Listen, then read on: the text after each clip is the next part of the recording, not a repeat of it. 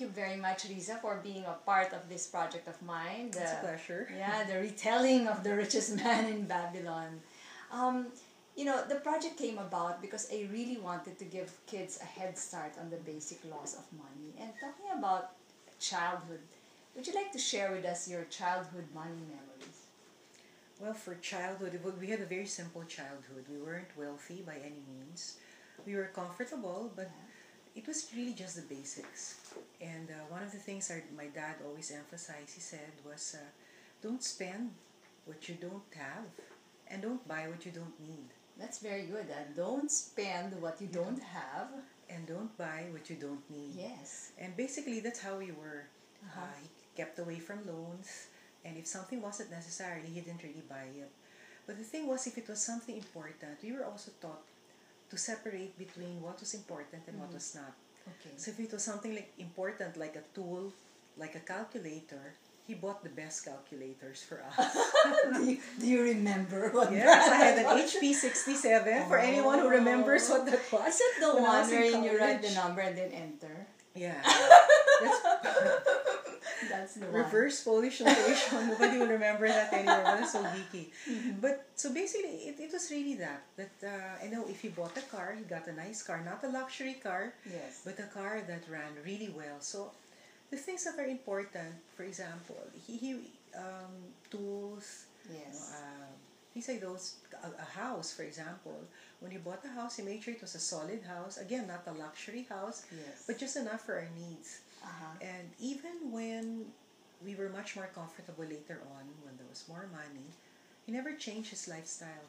Would still buy the same types of clothes. The power of habit, no? Yes, we lived in the same place. Yes. Because to him, why would I buy a bigger house when I don't really need a bigger house? So all his life he lived in the same house. He and my mom lived in the same house. You said there were 5 of you, 5 children. 5 children. And you're the yes. oldest. You're the ate. I'm the ate. So did you play like a very significant role in, did you help in budgeting or was that taken care of by your mom? No, that was completely them. I didn't help in budgeting. Uh-uh. We had our own little allowance and we had to live within our means, but that Yes. was about it.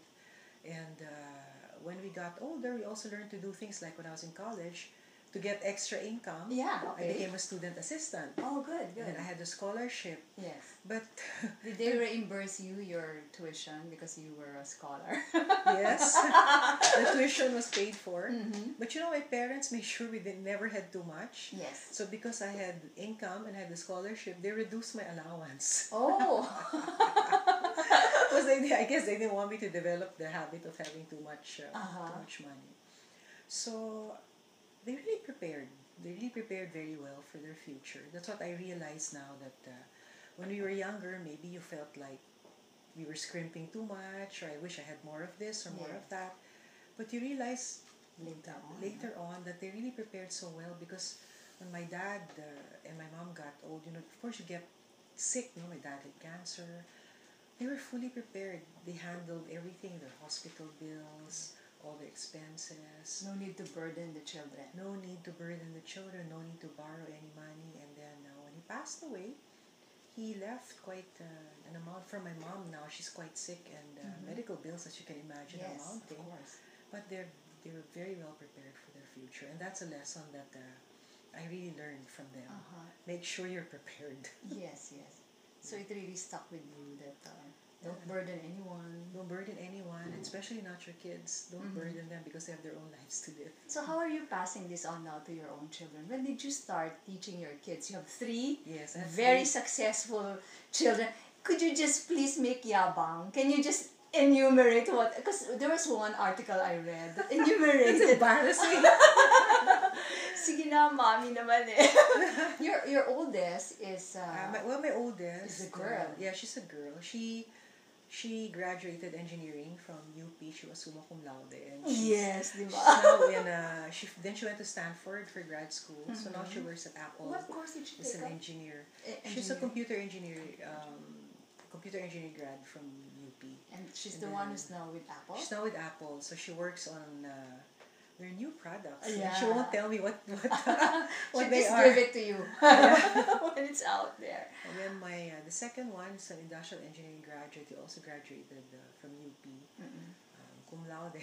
And he works now as a risk analyst, and he's probably leaving next year for graduate school. The youngest one just came back. He just finished graduate school. He was a magna cum laude graduate of computer science from UP. Oh, so and he finished graduate school. You're all scholar ng bayan. Yeah, we're all isko. So he finished at USC Creative and Digital Technologies. So he was an intern at DreamWorks for a year before he came Very home. exciting, huh? Yeah, very. We're fortunate that they grew up quite well, and what I'm really proud about is they're very good kids. That's right, and that's why I really want to ask you this. You didn't stop working. You were through and through a career woman from the time you graduated. Is that right? Yes. From the time you graduated, and then did the graduation happen before the wedding? I suppose. No, I got married before you almost a year after graduate school. All right. Yeah. And then you just went on. How were you able to balance your time between your career and the family? You can't. You're very honest. You can't really. You just have to decide. Yeah. What's important to you, what your priorities are, and then just follow your priorities. And to me, the thing I always made sure of was that the kids always came first and family always came first. So if there was a school event, I made sure I'd be there because kawawa naman, your kids, if they're the only ones without a parent. So we made sure my husband and I would be there. So if there was a competition, a party, anything would be there. And I take time off, like when my kids would compete abroad, we'd take time off to be with them. Yeah. So, kasi konti lang naman eh. So it was a balance between the mommy and the daddy. You didn't monopolize naman everything. No. It wasn't always you who was taking the leave. No. In fact, there was one time when I couldn't go, and it was I think it was a Halloween or a Christmas party in my daughter's class. So my husband went. And then afterwards, one of the moms, who's a good friend of mine, said, "Ay nako, you hang on to your husband." I said, "Why?" He said, "Hang on to him. He's such a gem." Then I realized he was the only father. Everybody else there was a mother, and he was the only father. But he was cool about it. He was okay. He never even told me that he was the only only dad there. So we take turns. Sometimes he couldn't go, I'd go. Sometimes I couldn't go, he'd go. So I think that was important. At what ages was the most challenging part of it? The tugging of, do I go to work? Or, I'm sure there were times that you felt like, what am I doing? I'm here in the office. Did you have those moments? Yeah. Especially when they're younger. Yeah, that's the hardest part is when they're the youngest. Kasi they cry. Were they pulling of skirts before? Yes. Yeah. They're crying tell us about when you that. leave in the morning. So when my daughter, the oldest, every morning she'd be crying like anything every time she'd see we were about to go out to work. So we got into a routine where she'd ride the car with us. Okay. And we just drive the car to the end of the driveway. Then we'd say, "Okay, now you can go back now." And she was fine with that. So once she got into the car... So you devised something, a ritual. A ritual. So she'd go to the end with us. Then she'd go down, say goodbye. And then she knew after a while that we always came home. Then she started being less afraid of that. Of course, with the second and third children, the boys, it wasn't as bad because their older sister was there. What are the gaps of your kids, by the way? They're 2 years apart. 2 years, less than 2 years. They're a little under, so they're very close to each other, and so they grew up together. Basically, they're like barkada. And then when they got to high school, you were asking me earlier, what did I teach them? Yes. When they were in high school, they started investing.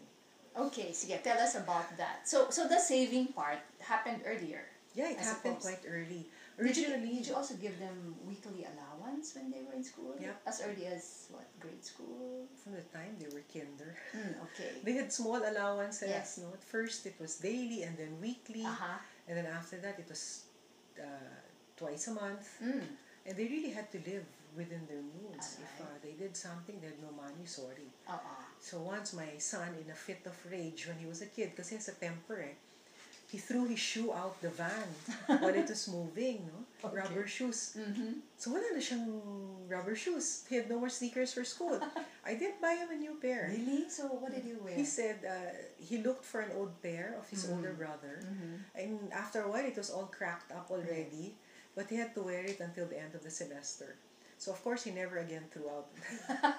Never again threw away another pair of shoes. So talaga you live with the consequences of That's right. That's what right. you do. Yeah. So And sometimes it's very hard to do for parents, Yeah. You know, kusang mama. Kasi when you see their shoes, talagang Wow. it was all cracked up na. The water would seep in under when it was raining. Pero sorry, you throw away your shoes. Yeah. So that's what you wore to the end of the So tell me about the saving naman. So they were receiving their allowance on a weekly and then later on by monthly basis. By monthly basis. How would they save? They would At first, it was in a savings account. And what I do is I deposit it directly to the savings account. I wouldn't give it as money. So they had to withdraw to use it. So baliktad. Oh, okay. So but they were there. in high school already at the time? Yeah. Because they could withdraw. Because they could withdraw, yes. And then I told them, but if you leave your money in a savings account, nothing's going to happen there. Yes. So I gave them the prospectuses of our mutual funds. Okay. For them And I to told study. them, you study it and you invest your money. Uh-huh. So they studied it and they decided how to allocate their money. They had money in equity, they had money in bond, and after a while they realized they shouldn't be in bond, so it was balance equity. So my youngest was the most aggressive. Okay. He kept putting money In the equity fund. The equity fund because he realized it was really growing. Yes. His cell phone got stolen, and he needed a new cell phone. So he said he'd buy one. So he told me, Mom, can you withdraw money from my fund so I can buy a cell phone? I said, okay. I said, here's how much you have in your funds. How much you want me to withdraw? And he was surprised. He said, that's how much I have. So ever since the time, he didn't want to spend. So he was just using hand-me-downs. And it got to the point where the cell phone was already unreadable. And the keypad was completely worn out. But he didn't want because he kept thinking, my money's earning, my money's earning. That's right. So he didn't want to spend anymore. So they actually never touched their mutual funds. They just add. And when my daughter graduated and started to work, she asked me, Mom, can you put an amount every month? I'll send you money because she works in the US. Yes. She said, I'll deposit money to our account. Can you deposit the equivalent? So every month, she invests a fixed amount in the funds. So obviously, her funds have grown quite a lot. So she really took to heart the lesson na do peso cost averaging. Don't try to time the market. Correct. The best. The best Strategy. No thinking, automatic. Yeah, automatic. At one time, I said, "Naku, the market's so high." I held on to her money. And then it kept going higher and higher. And I said, oh no. Then she said, Mom, have you been investing my money? I said, no, kasi it's so high now. Kaya it got higher and higher. And she said, you told me not to, not to time the market. She said, just put it in. She told me. So I said, so she learned. So when did you stop giving them allowance? As soon as they started working? Yeah.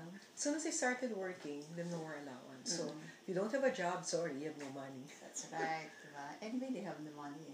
Yeah, they have so, money. So you're not guilty at all, diba? You know that they will not be, they won't get hungry. Yeah, and they also, even my son, when he was doing his internship, he was also saving. He was earning and he was saving his money. So he had enough to tide him over until he found a job. So how is it now? It's just the two of you. Oh well, the boys are here sometimes. Yeah. Yeah, they're here naman. Like my younger son just came home, so he lives here now. The older one lives in his own place but comes home every weekend. So, syempre, you miss them. You really look forward to being with them and being all together. Those times are really rare now. So we try to travel together pa rin, no? At least maybe twice a year. And even when my kids are studying abroad, and even now that my daughter's working abroad, they come home every year for Christmas. Yes. Or close. Is that a non-negotiable for your family? Christmas, we should all be together. No naman. Kasi, like 2 years ago, my daughter's friend got married right before Christmas. Okay. So she couldn't be here at Christmas time. The friend got married somewhere else. But she came home and stayed here, and then she just wasn't here at Christmas. And then this Christmas, friend's getting married again 2 months after Christmas. So she'll be here the week after Christmas. She can't be here during Christmas. So at least try to be together regularly. Regularly. You just have to schedule, no? Just have to schedule. Anyone who's also getting married? Not likely. Not for a while, I think. You're not yet looking forward to being a granny. No. No, not yet. Not yet. No. Okay, I have one last question. If you were given the chance to solve the poverty problem in the country, what would the top 3 things that you're gonna do? Okay. First, make sure everyone has an education. Make sure that every single Filipino goes through school, and they don't necessarily have to finish college. They can do a vocational course, but something that will prepare them to earn money and have their own livelihood, and ensure that part of their education is learning how to take care of their money, be financially prepared. Correct. Because the problem with a lot of people is they may have the money, but they don't know how to keep it, they don't know how to grow it. They don't know how to grow it. So that's one. Make sure everyone's educated. Second, also is ensure that the government is transparent. And because this is a dream, right? Of course, I could do it. Let's dream. Ensure that the government is transparent, that all the mechanisms are in place to prevent any kind of corruption from taking place, or if it takes place, that they're caught. Okay. And third is make sure that our government officials are very well paid, so they're not tempted to take what isn't theirs, but also so that you attract really good people into government. And I think, just like any other corporation, a corporation is successful only if it has good people. That's right. A government will only be successful if it has good people. With that, thank you very much, Riza.